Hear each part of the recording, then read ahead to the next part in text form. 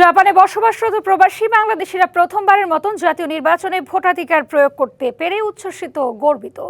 দীর্ঘ প্রতীক্ষার অবসান ঘটিয়ে বিদেশের মাটিতে থেকেই মাতৃভূমির গণতান্ত্রিক প্রক্রিয়ায় অংশ নিতে পেরে প্রবাসীরা খুশি।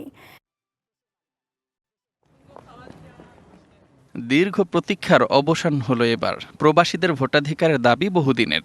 সেই দাবি সীমিত আকারে হলেও সফল হওয়ায় বাংলাদেশিদের অনুভূতিটাও একটু ভিন্ন রকমের। জাপান প্রবাসীদের অনেকেই জানিয়েছেন, দেশের বাইরে থেকেও দেশের জন্য ভোট দিতে পারা তাদের কাছে এক আবেগঘন ও স্মরণীয় অভিজ্ঞতা। আলহামদুলিল্লাহ, জীবনের প্রথম ভোট আমরা দিতে পেরেছি জাপান প্রবাসী হিসাবে অ্যান্ড ব্যালট পেপারের মাধ্যমে। ইনশাল্লাহ প্রবাসে থেকে বাংলাদেশের ভোট দেওয়া এটা তো মানুষের আশা থাকে। জাপান থেকে ভোট দিয়ে খুবই গর্বিত। কালার এক্সপার্ট এবং মাইল্ড অন হ্যান্ডস টেকনোলজি সমৃদ্ধ অরিক্স অ্যাডভান্স ডিটারজেন্ট পাউডার আপনার লন্ড্রি এক্সপার্ট। ভোট প্রদানের পুরো প্রক্রিয়া ছিল সহজ, স্বচ্ছ ও সুন্দরভাবে পরিচালিত ছিল বলেই মনে করেন তারা।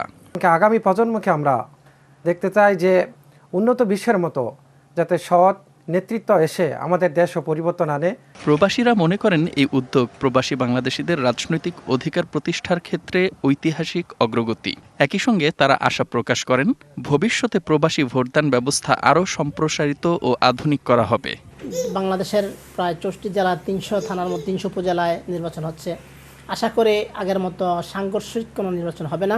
জাপানে প্রবাসী বাংলাদেশিদের এই প্রথম ভোটদান প্রবাসী জনগোষ্ঠীর জন্য গণতান্ত্রিক প্রক্রিয়ায় সক্রিয় অংশগ্রহণের এক নতুন দিগন্ত উন্মোচন করেছে বলেই মনে করেন অনেকে।